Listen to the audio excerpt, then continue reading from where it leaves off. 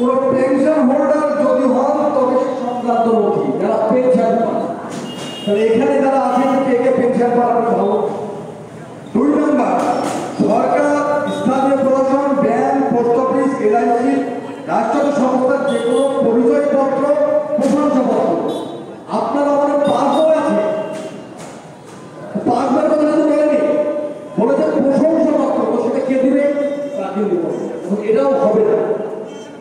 3 নম্বর হচ্ছে যথাযথ সমস্ত দ্বারা জন্ম প্রশংসাপত্র।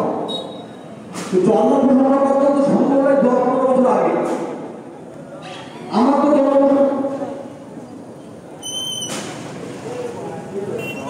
যেটা বলছিলাম জন্ম প্রশংসাপত্র, আমার বলতে বাপের জন্ম প্রশংসাপত্র।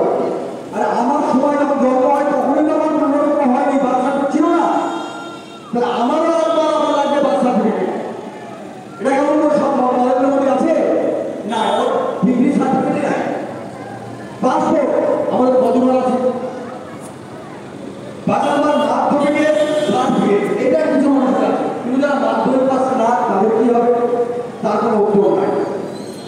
যথাযথ রাষ্ট্রীয় সংস্থা দ্বারা ইস্যু করা স্থায়ী বসবাসের প্রশংসাপত্র, এটা কে দেবে? কোথা থেকে আসবে? কিচ্ছু করার নাই, কে দেবে না। বনাঞ্চলের বসবাস, যারা বনে বাস করেন তাদের সার্টিফিকেট, আমরা বনে জঙ্গলে বাস করি না, সেই সার্টিফিকেট নাই। ওবিসি, এসসি, এসটি সার্টিফিকেট, যারা এসসি এসটি আছেন, ওবিসি আছেন, তারা যারা পাবেন, আমরা যারা ওবিসি নয় তারা যারা পাবেন, আমরা নাই। যারা এনআরসি নামে সার্টিফিকেট পেয়েছে তাদের মধ্যে আমাদের কোনো হয় সেটাও নাই। সরকার বা স্থানীয় কোনো কর্তৃপক্ষ দ্বারা পরিবারের নথিপত্রকরণ, এগুলোর মানে আমি বলতে পারি, এগুলোর মানেটা ঠিক কি আমি উত্তর করতে পারি না। সরকার কর্তৃক প্রদত্ত জমি, বাড়ির পাট্টা বা প্রশংসাপত্র, রেকর্ড অনেকের আছে, দলিল আছে, রেকর্ড করে কিন্তু বড় লেখা যায়, ওদের পাট্টা, যারা পাট্টা পেতেন তারা, যারা পাট্টা পাননি তাদের কি হবে? এই হয়ে 11টা তথ্য। তো এর মধ্যে একটাই দেখছি সহজ, সেটা হলো মাধ্যমিক পাস যারা করেছেন তাদের অ্যাডমিট কার্ডটা। বাকি কিন্তু যারা মাধ্যমিক পাস করেনি তারা অন্ধকারে, আর বাকিরা কোথায় কি পাবেন এ ব্যাপারে আমাদের খুব সন্দেহ আছে।